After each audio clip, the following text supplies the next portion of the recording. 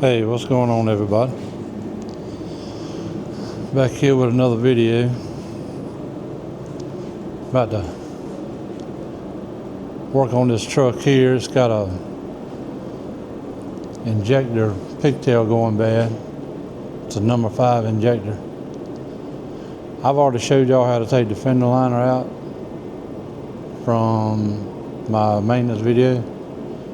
This is going to be the same exact thing. This is a 2017, but it's the same exact fender. You got to take all that plastic molding off the side right there. And you got to take those 5,000 screws they put up in there. And then once I get all that off, get the tire off, then I'll come back and show you where that injector is. Now that we got this stuff out of the way, if you look up in here, the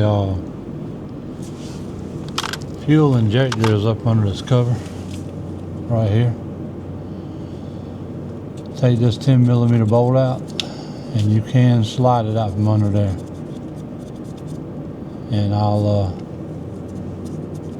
show you that whenever I get it out. As you can see, I didn't even take this cover completely out. Just kind of picked it up and pushed it out of the way. But this right here, see if I can get you a better shot. This right here is the number 5 injector. Of course, the injector is behind this heat shield. But all we're trying to do is get to this wire. So I'll unplug it. Probably cut them wires off as close as I can, because you can see there's not very much wire here. Like maybe 3 inches. So we'll cut it off close to the plug, and I'll show y'all what I got. Of course, I done threw the package away, but this is what GM gives you. It gives you the 2 heat shrink butt connectors, and then it gives you a wiring harness with way too much wire. But that's cool, because you know it's there if you need it. But trust me, you won't. You'll probably end up cutting it off pretty close. At least that's what I'll do, just to keep it all nice and tight. I'll probably cut it somewhere in here, and then I'll cut that other one a little bit longer than what's going to be sticking out of here, just so I have room to work. But whenever I get all that done, I'll come back and I'll show you what I'm talking about. Okay, I just wanted to show y'all real quick the little cover kept falling down, getting in my way, so I ended up taking it all the way out. But you can see right here, if I can get this damn camera out right, this is a little lock on here, and you got to slide that back before you can mash the button.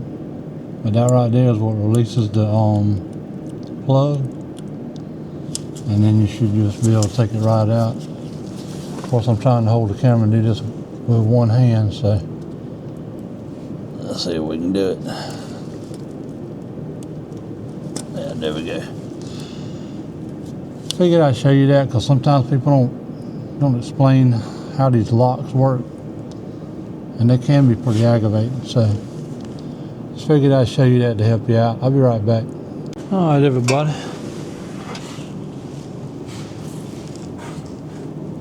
As you can see,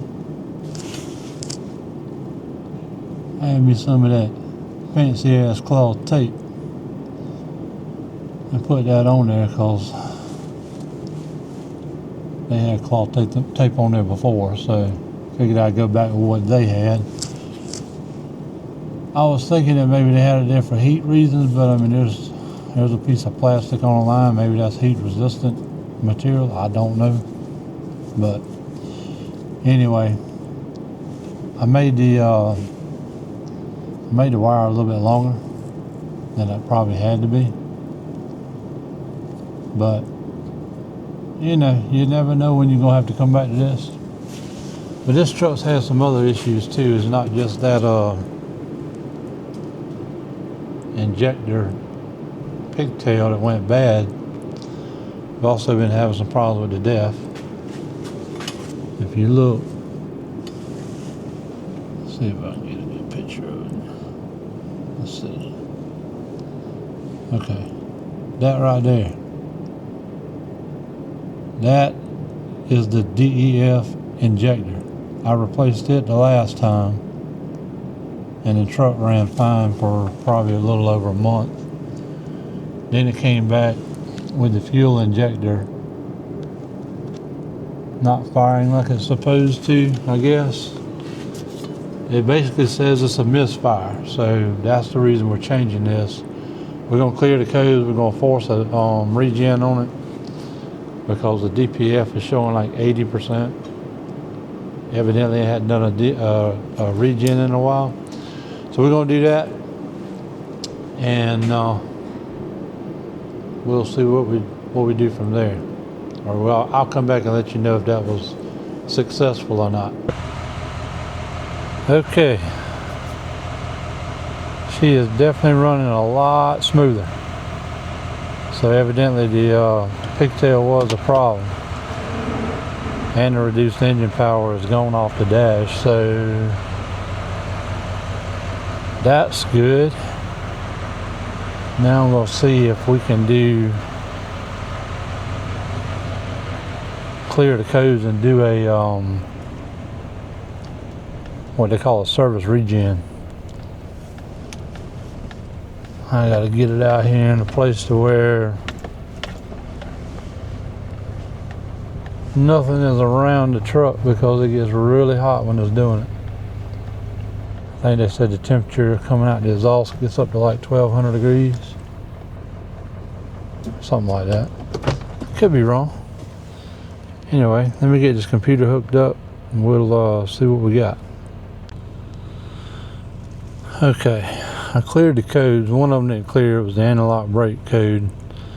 And I think that's got a lot to do with the fact that I had the truck running. I should have had it turned off with the ignition on, but I'll do all that later. Right now I'm going to do what they call DPF service regeneration and see if it'll do it. Let's see, tailpipe exhaust temp will be greater than 572 degrees. Okay, I don't know where I got 1200 from, but anyway. Alright, let's see what happens.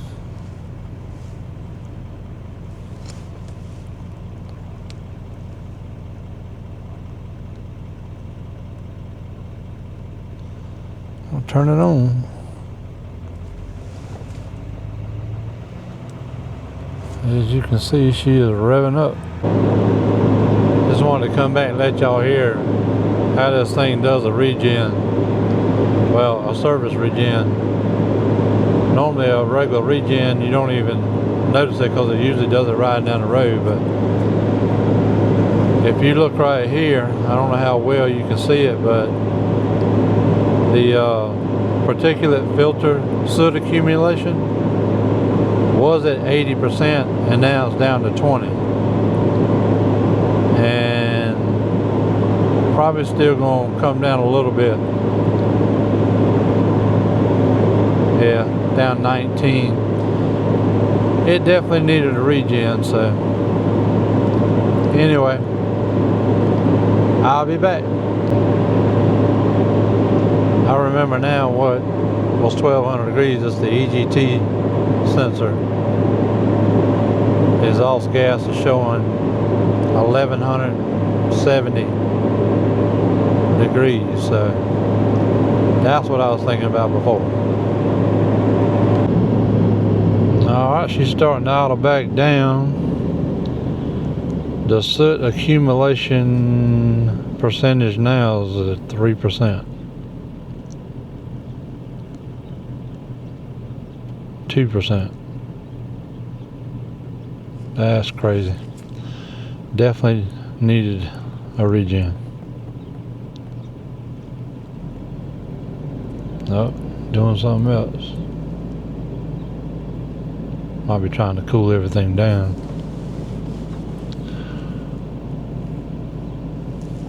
Anyway, that was pretty successful. Now that we're, well, now it's saying the particulate filter soot accumulation calculated from the particulate filter differential pressure sensor is 0% now, so that's good. The one on the bottom down here was at 81%, and now it's down to 4. So it definitely made a difference. But anywho, people, I'm gonna cut this truck off, turn on just the ignition,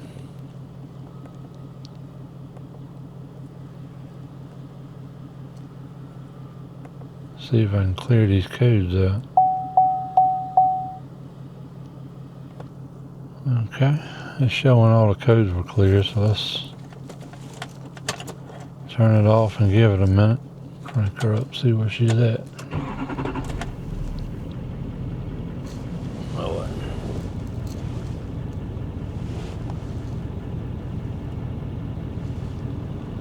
no engine light.